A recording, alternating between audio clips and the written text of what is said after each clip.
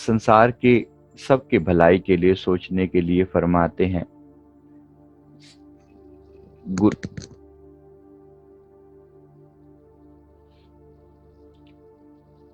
ये जो समय हमारे पास है ये बहुत ही कीमती है।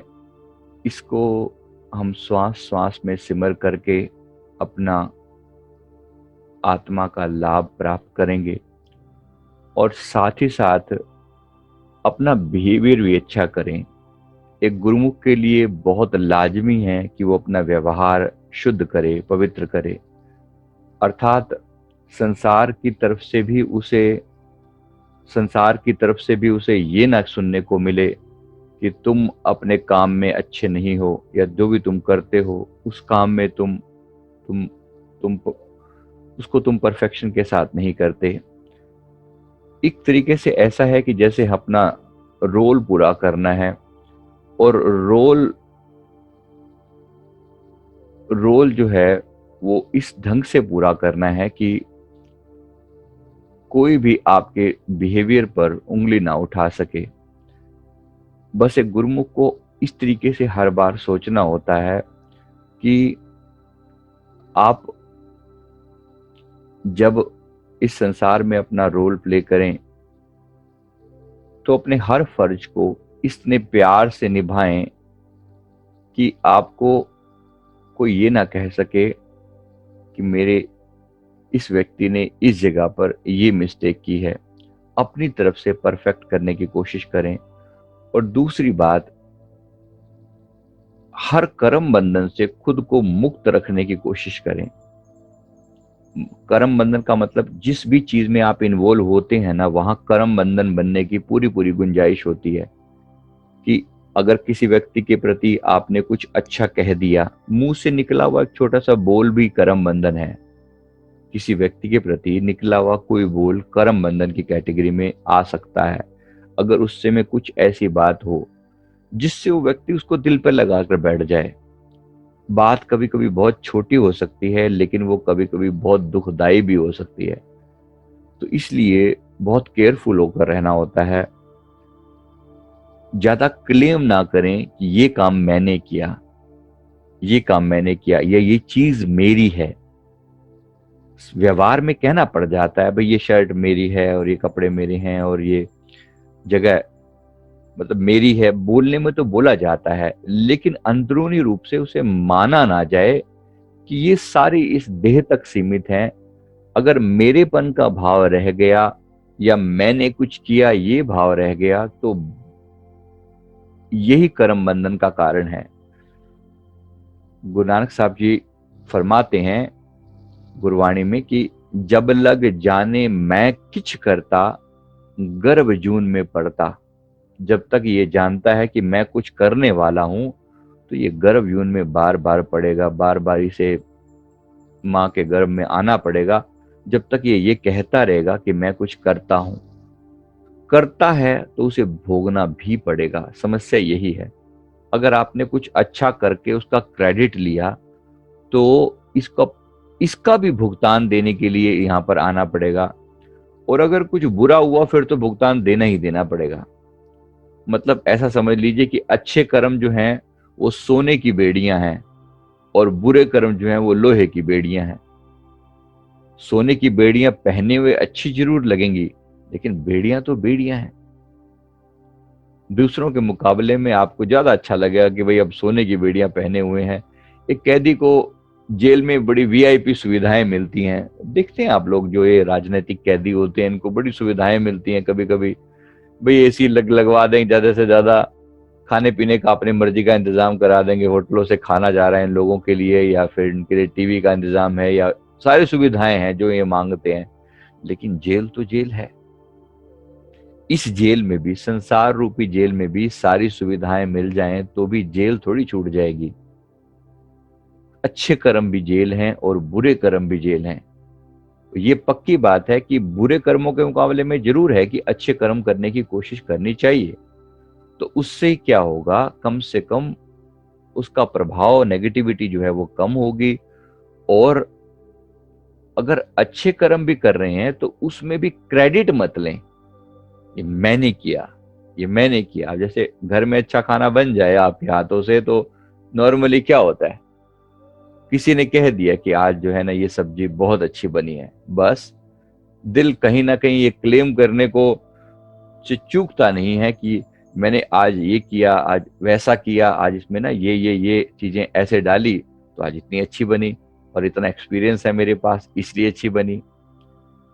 तो ये इस तरह से जब जब आप उसको क्रेडिट लेते हैं कि मैंने किया, तब तब उसका दुख भी आप ही को झेलना पड़ता है। जब लग जाने मैं किछ करता, गर्भ जून में पड़ता, क्रेडिट लेगा तो उसे फिर यहाँ पर किसी ना किसी रूप में आना पड़ेगा। क्रेडिट हम किस लिए हम क्या करते हैं, गुरु महाराज जी की कृपा से हुआ। हम हमेशा यही बात क्लेम करेंगे, जब भी कोई बात होगी हम कहेंगे श्री गुरु महाराज जी की कृपा से हुआ। इदम नमम, ये मेरा नहीं, ये मेरा नहीं, ये उसकी कृपा से हुआ। ये सारा अस्तित्व ही तो कर रहा है, ये अस्तित्व ही हमारे अंदर प्राण फूंकता है, ये अस्तित्व ही तो हमारे अंदर हमें श्वास देता है। इस अस्तित्व के कारण ही तो हम जीवित हैं। ये अस्तित्व हमारे चारों तरफ जो एग्जिस्टेंस है, इसको परमात्मा कह लो, एग्जिस्टेंस कह लो, अस्तित्व कह लो, जिस रूप में भी आप मानो। अगर एक सेकंड भी यहां से सप्लाई कम हो जाए, ऑक्सीजन की सप्लाई ना मिले, तो सारा खेल खत्म। इसीलिए इसको अच्छे से समझ लीजिए कि जो भी इस अस्तित्व को यही हमारे भीतर जी रहा है, हम कहाँ हैं, हमारी एग्जिस्टेंस क्या है। अब जैसे ही शरीर छूटेगा तो आपकी एग्जिस्टेंस क्या रह जाएगी, क्या होगी हमारी एग्जिस्टेंस। कभी मर कर देखा हो तो पता चले। मतलब मैंने उस अवस्था में खुद को ले जाकर देखा है कि क्या घटित होता है जब मृत्यु होती है। मृत्यु के बाद ये शरीर पड़ा हुआ है, शरीर तो पड़ा हुआ है, लेकिन ये जो अस्तित्व जिसको अभी तक हम अपना आपा कह रहे हैं, ये कहाँ चला जाता है। ये खाली हवा में लटका हुआ है, घूम रहा है, इसका कोई एग्जिस्टेंस। ये एक, इसके अंदर से पृथ्वी तत्व गया, पृथ्वी तत्व था तो ये हड्डियां थी, मांस था, ये खत्म हो गया। जल तत्व गया, जब जला दिया तो सब खत्म, जला दिया तो जल तत्व खत्म हो गया। इसके अंदर से जो ब्लड था, अंदर पानी था बॉडी के अंदर, इवेपोरेट हो गया। अग्नि तत्व था, जो एसिड था बॉडी में, जो खाना पचाने के काम आता है, वो एसिड था। आग जलती जो बोलते हैं ना, पेट की आग, तो वो पेट की आग उसी एसिड को बोला जाता है कि वो एसिड जो है वो खाना पचाने के काम आता है, वो भी उड़ गया। तो पृथ्वी तत्व गया, जल तत्व गया, अग्नि तत्व भी गया, क्योंकि अब पचाए किसको, जिसको पचाना था वो तो दोनों पहले उड़ गए। पृथ्वी और जल तत्व के कारण ही तो शरीर है मुख्यतः। तो इसके बाद अग्नि तत्व भी गया। अब बचा वायु तत्व और आकाश तत्व। और वायु और आकाश को, वायु को वायु में मिलने में और आकाश को आकाश में मिलने में कितना समय लगता है। वायु तो मिली हुई है, गुरबाणी में सुनते हैं ना, पवने में पवन समाया, ज्योति में ज्योत रल जाया। तो ये सुनते हैं, यही मतलब है पवने में पवन समाया का मतलब जो अपने भीतर का जो पवन तत्व है वो उस सुप्रीम पवन तत्व में जाकर समा जाता है। पीछे क्या बचता है, सारे के सारा ये अस्तित्व खत्म होगा, आप बचे कहां पर। What exist after you. क्या होता है जब ये शरीर नहीं होता, तो क्या होता है।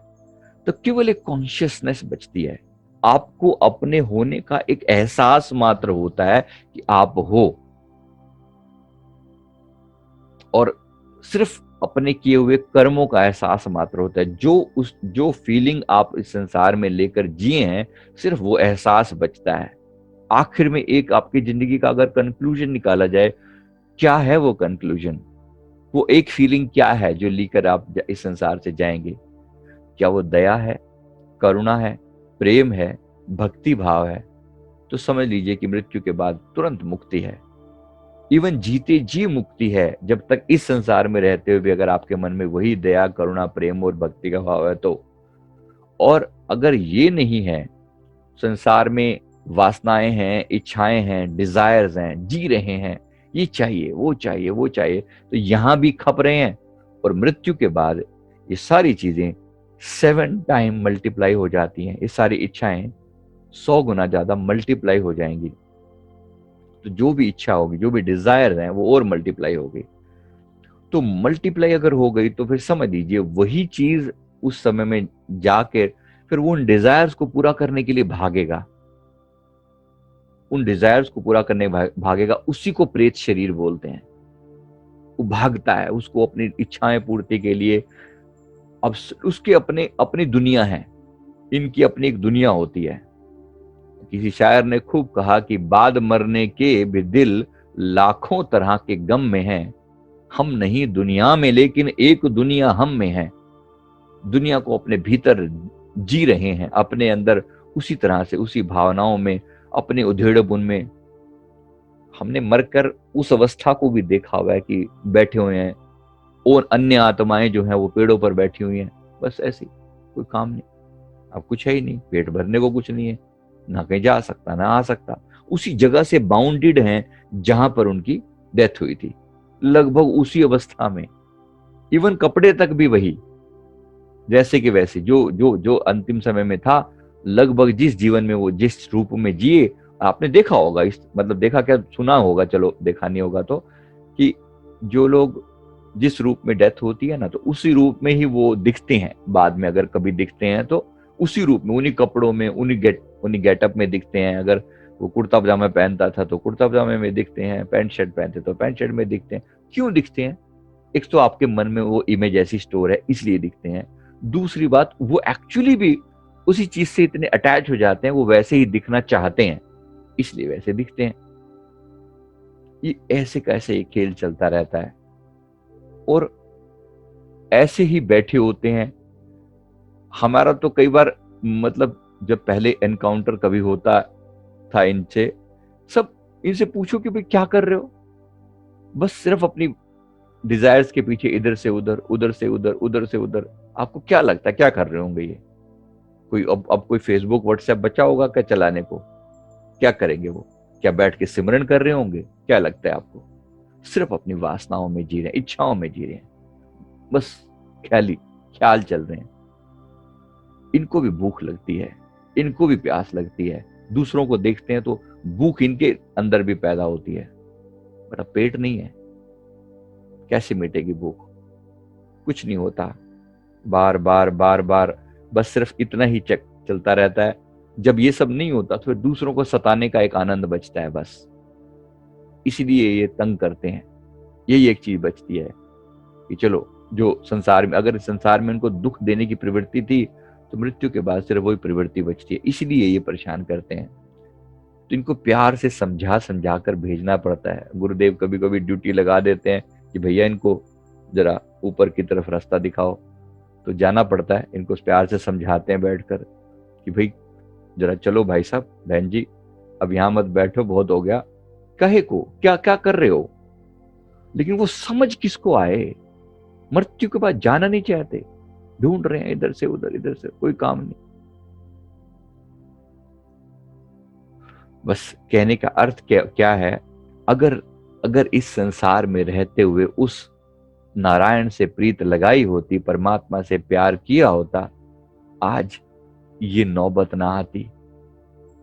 दुखी हो रहे हैं, इधर उधर सिर पटक रहे हैं, पछता रहे हैं, अपने किए हुए कर्मों को याद कर करके रो रहे हैं। कितनों को रोते हुए देखा है। आप बिलीव कर सकते हैं क्या, मरने के बाद कोई रो रहा है? आपकी किसी की समझ में भी नहीं आएगी ये वाली बात, बोलो तो लोग हंसते हैं, भी क्या बात बोली जा रही है। लेकिन सच्चाई है, जिसको मैं इनकार भी नहीं कर सकता। कैसे बोलूं कि ऐसा नहीं होता? होता है, बिल्कुल होता है। अब कौन समझाए, कौन समझाए इस बात को? फाइनली इस जीवन में रहते हुए ही जितना हो सके अपने बड़े बुजुर्गों को भी समझाने की कोशिश करें। हालांकि ये बड़ा मुश्किल है कि वो कुछ बात समझते हैं, लेकिन कोशिश हो कि शायद इस जीते जी समझ में आ जाए तो कभी ये गति हो नहीं। और 10 अगर लोग जाते हैं तो समझ लीजिए कि 6 लटक जाते हैं। मतलब 4 की यहां से अगले दुनिया को जाते हैं, बाकी 6 यहीं घूम रहे होते हैं। इसलिए तो सबसे बड़ी समस्या पैदा हो जाती है। अब दिक्कत क्या है? सबसे बड़ी दिक्कत यह है कि ये समझाए तो समझाए कौन?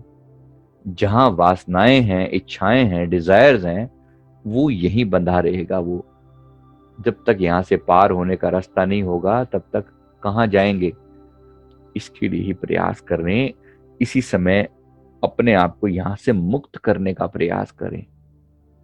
ये जो इतना डिफिकल्ट टाइम चल, यहाँ पर इतना गोल्डन चांस मिला हुआ है, इसी चांस में अपने आप को यहाँ से मुक्त करें, इच्छाओं से मुक्त कर लें, इच्छाओं से मुक्त कर लें, डिजायर से मुक्त कर लें, भोग भोगने की इच्छाएं खत्म हो जाएं अंदर से। भाई किसी भी तरह से, ना तो खाने की, ना पीने की, ना ये सब चीजें भाई टेम्परेरी हैं, टेम्परेरी हैं। जब तक इस संसार में है तो चलो, हमारे जैसे भी कभी कह देते हैं कि नहीं नहीं, ये खाना नहीं, ये खाना दे दीजिए आज, ऐसा हो जाता है। इसमें कोई बहुत बड़ी बात नहीं है, लेकिन वो डिजायर अंदर अटकी नहीं हुई है। वो ऐसा नहीं है कि रात को सपने देख रहे हैं उसी चीज के, अगर वो अटका हुआ है तो फिर मामला संगीन है। सिर्फ एक कैजुअल सामने कोई चीज आ गई जी कि चलो थोड़ा थोड़ा नमक ज्यादा डाल दिया, या कभी कम कर दिया, या कभी ये खाने में एक सैलेड ले लिया, ये कोई बहुत, इसको डिजायर की कैटेगरी में नहीं गिनते। डिजायर्स कहाँ होती हैं? जिसके लिए आप क्रेविंग हो, चाहिए चाहिए चाहिए चाहिए, वो चाहिए वाली बात जो होती है ना, वो डिजायर वो पैदा होती है। और आप सोचिए, जो खुद अपनी वासनाओं में, इच्छाओं में जो अटका हुआ पड़ा पड़ा हुआ है, जो जो सोल अटकी हुई है, उसके ऊपर ये चीजें क्या असर करेंगी अगर उनको कह दिया जाए कि भाई तुम्हारे लिए अभी सत्यनारायण जी की कथा हो रही है, या फिर तुम्हारे लिए गरुड़ पुराण का पाठ हो रहा है। किस गिनती में आएगा वो? किस गिनती में? ना के बराबर। वो थोड़ा सा उसका प्रभाव कभी जाता है तो जाता है, वो भी तब जब इसका कुछ रुचि होगी, संसार में कोई रुचि हो ना इसकी। मतलब ये व्यक्ति जीते जी, मान लीजिए कभी इसने महामृत्युंजय का जाप किया था, तो अब मृत्यु के बाद अगर इसकी उसमें रुचि होगी तो ये बैठकर सुनता है, इसके लिए किया जा रहा है महामृत्युंजय, तो ये सुनता है बैठकर। और अगर उस समय भी इसका मन उसमें लगे, इसकी अटैचमेंट उस चीज से हो, ध्यान उस पर जाए, तो कल्याण मार्ग खुल सकता है, कल्याण मार्ग खुल सकता है। वो भी तब जब इसके घर के रिलेटिव खुद करें, क्योंकि जिनसे अटैचमेंट है अगर वो इसको कहते हैं ना, फिर सुनता है ये, नहीं तो नहीं सुनता। हम जैसों की तो कई बार ऐसे, भाई साहब आप कौन? वो तो गुरुदेव ताकत देते हैं तब जाके कोई सुनता है बात, वरना कौन सुनता है किसी की? गुरुदेव अपनी पावर से सामने जब खड़े हो जाते हैं तब जाके वो, क्योंकि वो परब्रह्म परमात्मा है, वो जिस रूप में भी जाएं सामने खड़े और फिर इशारा करें कि भाई इनकी सुनो, फिर वो सुनते हैं। नहीं तो कौन सुनता है? सब अपनी अपनी धुन में मस्त है। इसलिए थोड़ा बहुत असर होता है अगर उनके लिए पूजा पाठ वगैरह करवाए जाए, लेकिन मच मच मच बेटर है कि उनके लिए अभी किया जाए, जीते जी किया जाए। मृत्यु के बाद की उधारी नहीं चला करती, उस समय कुछ नहीं होता, कुछ भी नहीं होता। तो कोशिश करके जीते जी अपने जीवन को संवारने का, दूसरों के जीवन को संवारने का मौका जो है होता है, कोशिश करके अभी कर लें, अभी कर लें। बाद में कोई आपको इस चीज के लिए क्रेडिट नहीं देगा, बाद में कोई आपको बताएगा नहीं। मौत के बाद कौन समझा पाएगा इन बातों को? जब तक जब तक संसार है, जग का कहा न मानिए, सतगुरु से ले बुद्ध, ताको हिये में राखिए, करो सिताबी शुद्ध। अर्थात जब तक संसार है तब तक कोशिश करके आत्म कल्याण का ये रास्ता अपना लेना चाहिए, और समझ आ जाए तो बहुत अच्छे। अंत में अगर इच्छाएं खत्म, तो फिर मुक्त ही मुक्त है। जब उनको अंत में भी समझाया जाता है तब भी उनको यही समझाया जाता है, उनको पिछले जन्मों के हिसाब किताब दिखाए जाते हैं। फिर बोला जाता है तो किसकी बात, किसके लिए अटैच करके बैठा हुआ है? देख, जिसके साथ तू अटैच था ये तो अपनी मस्ती में घूम रहे हैं। तू कहता था ना कि ये मेरी पत्नी है, देख तेरी पत्नी घूम रही है, इसको पता भी नहीं है कि तू है भी कि नहीं है। देख, तो तू लगा हुआ था उसके पीछे, पागल हो रहा था। या ये तेरा पति, कौन तुम्हारी केयर कर रहा है? कौन कौन केयर कर रहा है? जब वो बात समझ में आती है तब जाके कोई आत्मा यहाँ से गति करती है, मुक्त होती है। मुक्त भी क्या, अभी सिर्फ अपने कर्मों के हिसाब के लिए ऊपर जा रही है। उसके बाद जब हिसाब होगा तो स्वर्ग मिलेंगे, नरक मिलेंगे, और उसके बाद फिर कोई ना कोई जून मिल के फिर यहाँ आएगा। तब तक आता जाता सिलसिला चलता रहेगा, जब तक यहाँ से पूरी तरह मुक्ति नहीं होती। तो कोशिश करने की कोशिश ये की जाए कि हम आत्म कल्याण का रास्ता इस संसार में रहते हुए रहते हुए यहाँ से निकलने की कोशिश करें। यही मुक्ति का द्वार अपने लिए भी खोलें और औरों को भी इस बात की प्रेरणा दें। वरना इन दुखों की नगरी से आप अपने रिलेटिव्स को भी नहीं बचा पाएंगे। क्या आपको अच्छा लगेगा कि आपके रिलेटिव भी अटके हुए हैं रास्ते में? किसी को भी नहीं अच्छा लगेगा। जब आप सुनते हैं तो कैसे दिल दिल के अंदर कितना कितना दर्द होता है, कितना दुख होता है कि हमारे फलाने रिश्तेदार अटके हुए हैं। हमारे गुरुदेव ने तो आगे के लिए बहुत लोगों का रास्ता बहुत लोगों को दिखाते हैं, इसलिए तो हम कल्याण के लिए प्रार्थना करते हैं बार बार। अभी कुछ समय के लिए हमने इस बात को मना किया था, क्योंकि कुछ दिक्कत हो रही थी उससे कि हम जब कल्याण की प्रार्थना करते हैं तो कुछ प्रॉब्लम हो रही थी, इसलिए हम वो अकेले में किया करते थे, सबके लिए नहीं किया करते थे। सबको कोई किसी को कोई प्रॉब्लम हुई थी, इसलिए हमने उसको रोका हुआ था। अभी दोबारा प्रार्थना करना शुरू करेंगे, क्योंकि कुछ दिनों के लिए रोका गया था। तो अंततः मतलब ये बनता है कि इस संसार में ही मुक्ति का प्रयास अपने लिए भी और औरों के लिए भी किया जाए। खास तौर पे जो बुजुर्गी की अवस्था में जा रहे हैं, जीते जी अगर अभ्यास होगा तो मृत्यु के बाद भी ये सब एहसास बना रहेगा। वरना कोई भी नहीं पूछने वाला होगा बाद में आप क्या उपाय कर लें। एक पंडित आकर दो चार मंत्र उच्चारण करके चला जाता है, आपको लगता है आपके उसकी मुक्ति हो जाती होगी? किसकी मुक्ति होती है? दूर दूर तक भी नहीं। पता भी नहीं होता उनको तो भी कौन सी प्रार्थना तुम्हारे लिए हुई है। उसने सुनी कहाँ प्रार्थना? किसने सुनी प्रार्थना? किसको सुनाई गई वो प्रार्थना? किसको सुनाया गया वो गरुड़ पुराण? जीते जी सुन लो ना। सारा कुछ अभी हो सकता है। अगर यहीं बैठे बैठे समझ में आ जाए तो फिर गेम ही क्या है। फिर तुरंत यहां से निकले, प्रकाश का द्वार खुले और बाहर निकले। वो द्वार ही नहीं खुलता। एक बार वो द्वार बंद हो जाए ना, उस द्वार को खुलवाने के लिए बड़ी मिन्नतें करनी पड़ती हैं, तब जाके खोला जाता है। उसके स्पिरिट गाइड को बोलो, इष्ट को बोलो, उनको बोलो, यमराज जी को बोलो, तब जाके रास्ते खुलते हैं कि भाई चलो इनको रास्ता दिया जाए।